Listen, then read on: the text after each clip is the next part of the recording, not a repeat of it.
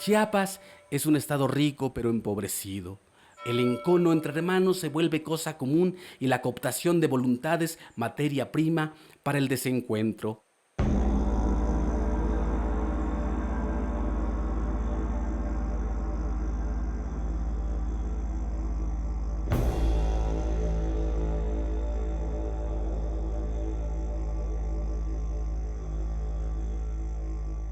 ¿Cómo entender tanta belicosidad en contra de personas que se organizan para defender sus derechos y cerrar los ojos ante demandas justas? ¿Por qué defenderse de un Estado que debería otorgar protección y garantías para el desarrollo de una vida plena con justicia y dignidad? La militarización, asesinatos, desalojos, persecución. Privaciones arbitrarias de la libertad, ejecuciones, desplazamiento forzado. La tortura, la desaparición de los líderes, la corrupción. Ahora sí que de exigir justicia podemos tener muchas consecuencias. Siempre hay amenaza de muerte. Los 3 niveles de gobierno son los responsables. Deben bastante. Pero no hay justicia hasta la fecha. No viene de gobierno, se le pone sordo, no lo escucha, no lo oye, lo mira, pero no nos toma en cuenta. Parece que para nosotros no va a haber resurrección, porque lo que hay es muerte. ¿Cuándo va a terminar esto, verdad? Exigimos la justicia.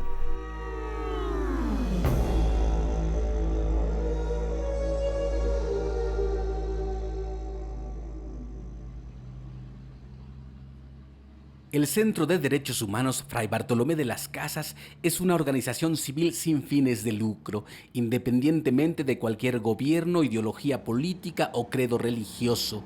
Fundada en 1989 por iniciativa de Samuel Ruiz García, obispo católico de la diócesis de San Cristóbal de las Casas, el Fraiba tiene una inspiración cristiana y ecuménica.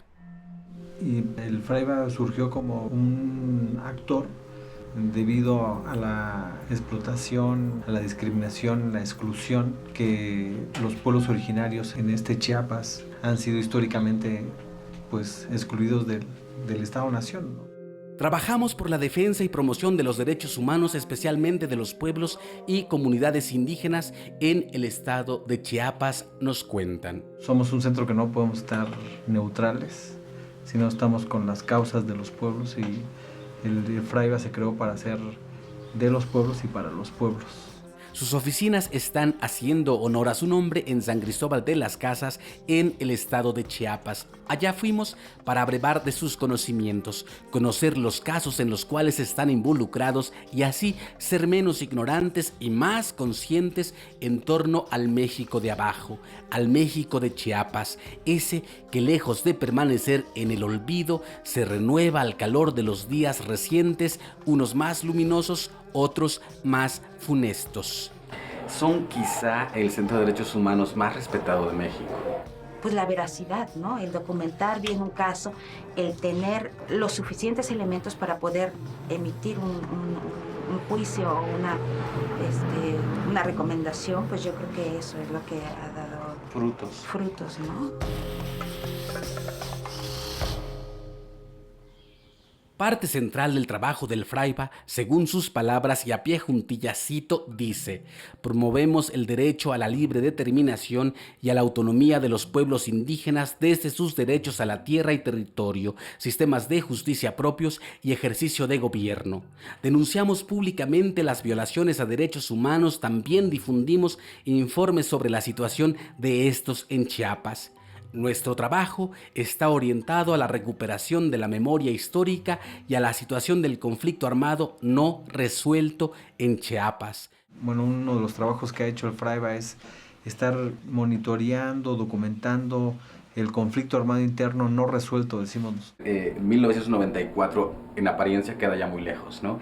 Pero hay gente que piensa que ya la guerra se acabó. Seguimos teniendo casos a raíz del conflicto armado interno que todavía están presentes, ¿no? Desde su fundación han pasado varias y varios directores.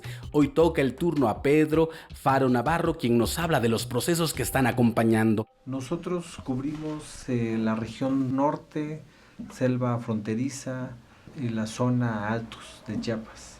Son el pueblo Celtal, el pueblo Tzotzil, el pueblo Chol y Tojolabal. También con pueblos mestizos, campesinos. Aún se siguen padeciendo actos de tortura, privaciones arbitrarias de la libertad, desplazamientos forzados. Quienes trabajamos acá no somos empleados.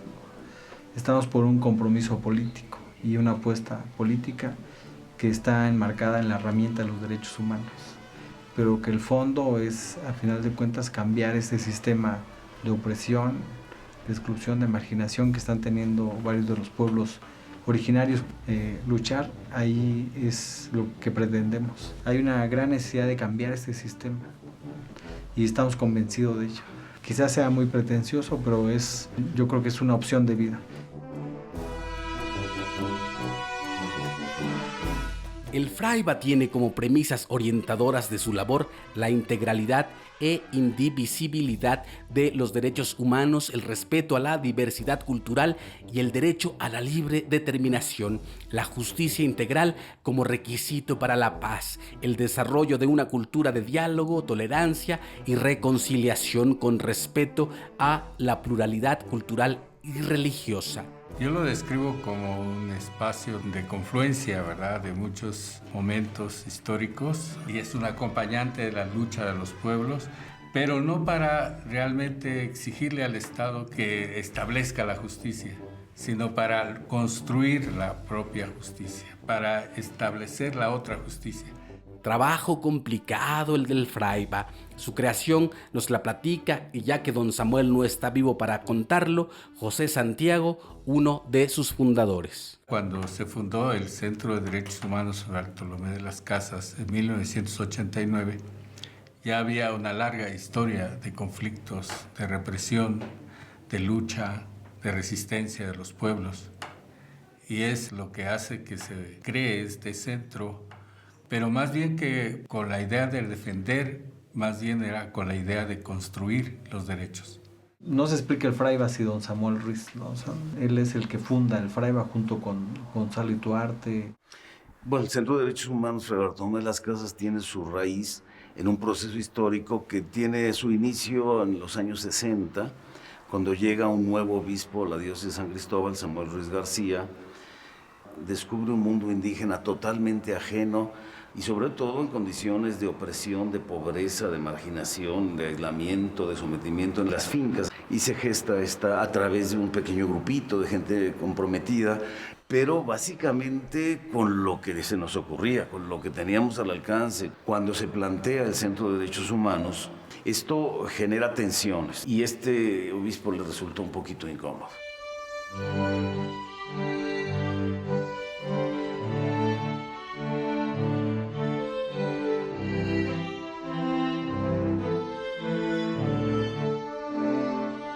Fray Gonzalo Ituarte fue su amigo y colega en los caminos de la fe y de su forma casi disidente de abordar la intermediación entre Dios y los hombres. Fray Gonzalo nos habla de Samuel Ruiz en el museo dedicado a su vida y obra. Un hombre que fue sensible a la realidad, que se dejó interpelar por la gente a la que él quería servir. Un hombre que asumió su fe con toda su radicalidad, con un anhelo profundo de estar al lado del que más lo necesitara. Nacido en Guanajuato, don Samuel Ruiz fue obispo de San Cristóbal. Sus preocupaciones siempre se inclinaron hacia el bienestar de los pueblos indígenas de Chiapas. Tan solo en ese estado se hablan 12 lenguas, 11 provenientes de la familia lingüística maya y además del zoque. Esta ponderación le llevó a involucrarse de manera permanente con los pueblos originarios. Fue mediador en varios conflictos armados, incluyendo una mediación entre el Estado mexicano y el Ejército Zapatista de Liberación Nacional. Le llamaban cariñosamente Tatic. Se le acusó a don Samuel incluso después o con el levantamiento zapatista de estar involucrado, ¿no? Claro, se le consideró el padre y decían que era el subcomandante Marcos porque don Samuel era el comandante. El conflicto armado del 94 fue clara la postura, ¿no?, de estar con la demanda de los pueblos. El Fraiba tuvo un papel muy central. facilitó a la hora de los diálogos de San Andrés también, intermediación en general, ¿no? Todo el proceso de paz. Tatik Samuel Ruiz murió el 24 de enero del 2011. Parte de su legado es el Centro de Derechos Humanos Fray Bartolomé de las Casas.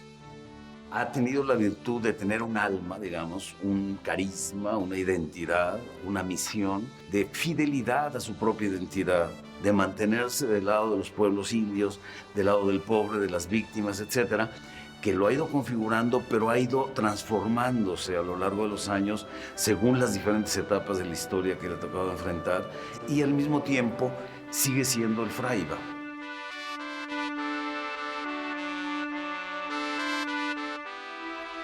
El fraiba tiene como misión caminar al lado y al servicio del pueblo pobre, excluido y organizado que busca superar la situación socioeconómica y política en que vive, tomando de él dirección y fuerza para contribuir en su proyecto de construcción de una sociedad donde las personas y comunidades ejerzan y disfruten todos sus derechos a plenitud.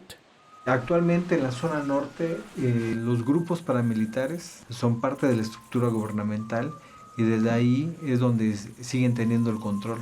Yo creo que hay mucha gente que está tomando conciencia en cuanto a que tiene derechos y que hay que luchar por ellos, hay que hacerlos valer. Los derechos humanos a final de cuentas son una herramienta, no son el fin último. La construcción tiene que venir de los pueblos. Esto genera humanidad. Ya se pergeña la posibilidad de que acompañados por ellos vayamos a la zona norte del estado, zona de conflicto.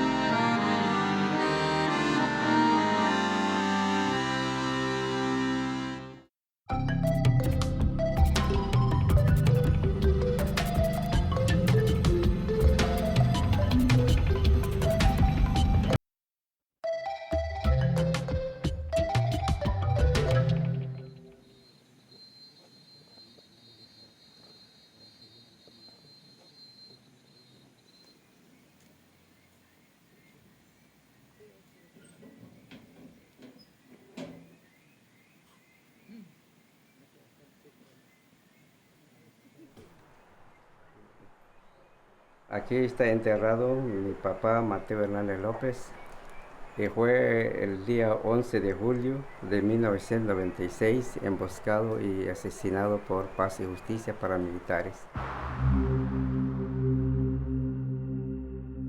Y estaba regresando en la milpa y ahí lo mataron y ahí se quedó. Cada rato nos estaban amenazando de Paz y Justicia paramilitares. Nos decía que ustedes si no quieren entrar con nosotros, de una vez lo vamos a matar. Mataron como 8 compañeros acá. Ahí en la iglesia fuimos encerrados como 2 veces y ya después que dimos cuenta que no nos soportaba ahí porque llegaban pues los paramilitares, tiraban balas y ahí nos salimos. Ya nosotros íbamos aquí en la orilla del río, ahí vamos a escondernos. Los niños y todo. A las mujeres estaban encerradas en una casa. La pura mujer lo dejamos ahí. Nosotros estamos escondidos en el monte. Y las mujeres estaban llorando. No lloren, mejor que no lloren. Aguántalo, porque no hemos muerto todavía.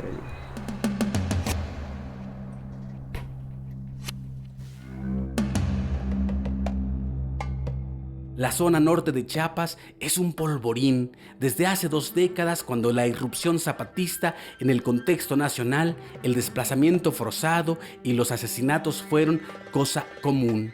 Incluso aquí fue emboscado Samuel Ruiz. Los habitantes de Mazojá, Xujá, en la zona norte de Chiapas, nos cuentan su historia. Ahí nos reciben, aquí estamos.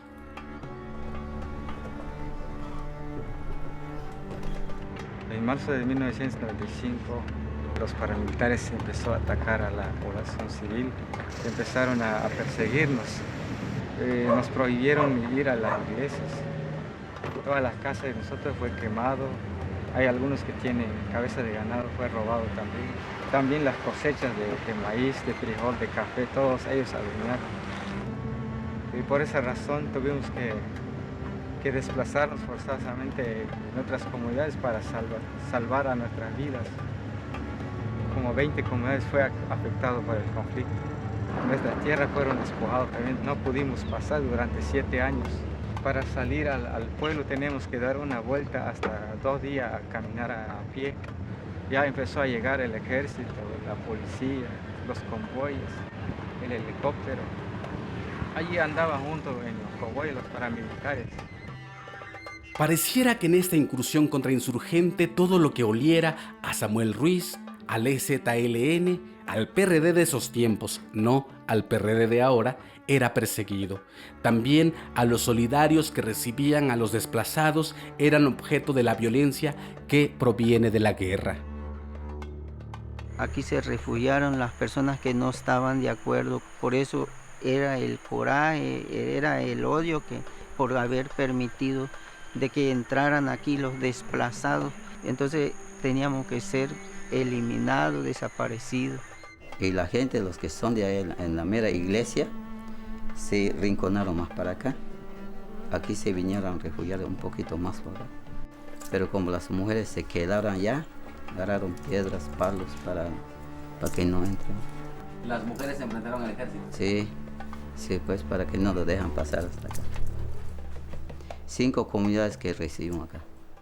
Así pasó en esta comunidad que se encuentra en el municipio de Tila. Dicen los que saben que en esos tiempos se formaron varios grupos paramilitares para acabar extrajudicialmente con las bases de apoyo del Ejército Zapatista de Liberación Nacional. Las denuncias se suceden.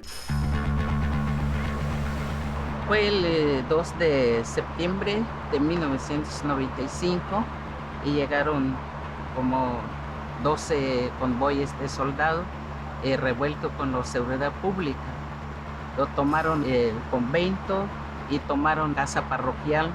No dejamos de entrar allá en la iglesia a celebrar ni a la misa, no dejaron, lo echaron 3 candados la iglesia católica. Vivieron como más de 1 año, 2 años. Esa vez estuvimos celebrando en mi casa y llegaron a rodearme allá en mi casa y entraron de Paz y Justicia en mi casa, me iban a matarme, pero alguien le llegaron a avisarme para huirse, pero sí salí huyendo y dormimos en el cerro, pasamos 2 noches allí y tuvieron 7 familias y subimos hasta el San Cristóbal de las Casas. Ahí llegamos allá donde está el Centro de Derechos Humanos a declarar lo que está pasando en mis comunidades. Pero allí siguen los paramilitares buscando a la gente ahí en la calle, rodeando nuestras casas. Documentación y litigio por violaciones a los derechos humanos en el estado de Chiapas, particularmente en el territorio indígena, es el trabajo del Fraiba. Cuando descubres que la gente es consciente, ¿verdad? Que no es que no sepa, sino que no encuentra la salida y que los movimientos sociales se manipulan, ¿verdad? Y la manipulación es uno de los fenómenos más importantes que ha hecho el Estado. Manipular a los procesos para convertirlos en una negación de lo que buscan. Han creado ese modelo de mesas de diálogo y de negociación para administrar los conflictos, ¿no? Las cifras oficiales son aberrantes, ¿no? 98% de impunidad y de eso hay 2% que pasan a procedimientos y de ese 2% nada más el 0.5 son los que se resuelven en el ámbito de justicia. Es una aberración, ¿no? Casos sumamente sencillos que sería muy fácil por el gobierno resolver. Desde muertes que se pudieron haber evitado, cosas que no debieron de haber sucedido, cosas que estaban en manos del gobierno y que no evitó que pasaran, ¿no? Tenemos que construir nuestras propias leyes. Nos unimos, nos organizamos para construir la nueva justicia.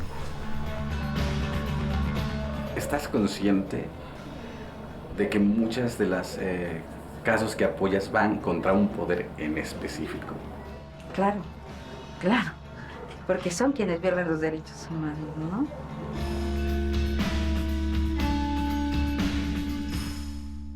El caso de Minerva Guadalupe es terrible. Ella desapareció. La última vez que se le vio fue cuando, de vuelta a su pueblo, fue secuestrada por un grupo paramilitar. Su historia nos la cuenta su hermano. Un 22 de junio de 1996, ella estudiaba en una secundaria. Entonces ahí, llegando a Miguel Alemán, un grupo de gente ahí lo agarraron y la secuestraron. Hasta el sol de ahorita no sabemos si vive o no vive, entonces seguimos luchando y exigiendo para saber su paradero. Los afectados, huérfanos, amigos, hermanas, hermanos, dolientes, todos nos platican y todos, ellas y ellos, tienen el dolor a flor de piel. Tienen la memoria en la lengua y con ella nos platican. Van a ser ya 20 años. Sí. ¿Tiene la esperanza de encontrar a su hermano? Pues eso es lo que la familia, pues, esperamos.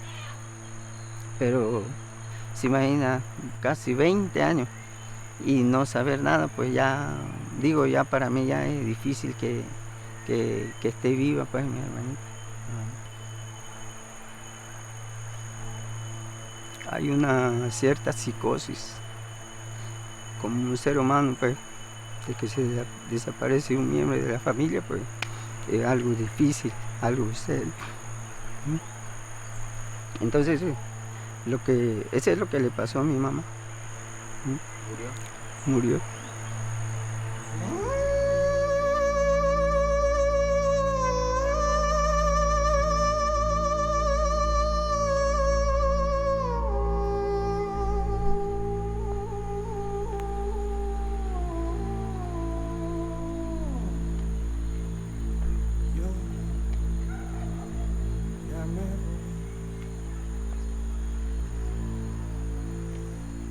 Morir a los desiertos me voy de elegido.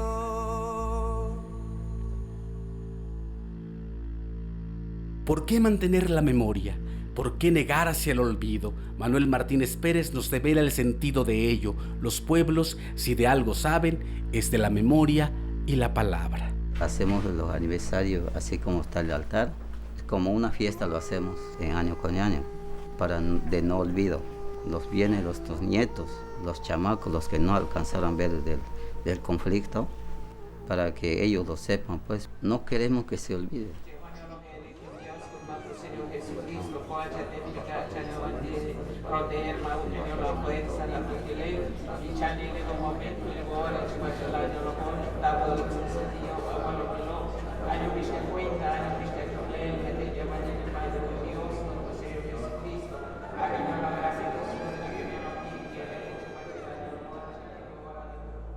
Complicado es contar la historia de Chiapas, de su relación con los pueblos indígenas, de la relación indígena y el Estado mexicano ya ni hablamos. En 1994, mientras en el discurso oficial se anunciaba el ingreso de México al primer mundo a través del Tratado de Libre Comercio de América del Norte, en el sureste mexicano surgía una disidencia armada que gritaba al mundo su famosísimo "ya basta". Y sí, los encapuchados de ayer nos dijeron lo que nos negábamos a escuchar, que había muertos de enfermedades curables, que había mexicanos que hablaban otros idiomas, que había otros dioses a los cuales invocar. Ellas y ellos dieron pie a lucha sin paliacate. No morirá la flor de la palabra, nos dijeron. La presencia y la fuerza de la iniciativa zapatista sí afectó la concepción, hasta la Constitución tuvo que transformarse, se entendió a México de una manera nueva. Nunca más el indio en México va a estar en la misma situación en que estaba antes. Sigue habiendo pobreza, injusticia, marginación, desprecio, racismo, etc. Pero ya no es lo mismo. Porque aquí se respira futuro, aquí se respira vitalidad, creatividad, esperanza, muchos problemas, muchos conflictos, mucho sufrimiento, y sin embargo la gente persevera. Es una revolución de baja intensidad, está cambiando la realidad. Lo que se ha sufrido, lo que se ha luchado, no se va a perder. 2 decenas de años después, el grito se mantiene. La tensión sigue ahí mientras la historia oficial hace suertes de fonámbulo para no caer. ¿Otro mundo es posible, Pedro? Totalmente. Yo creo que ya se está viviendo.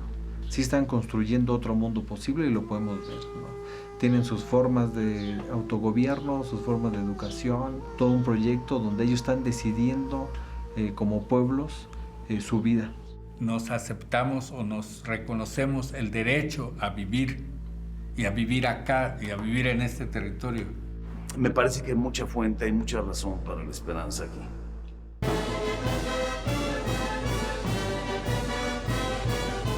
Otro mundo es posible si queremos. Las demandas de aquellos días siguen, lamentablemente, vigentes.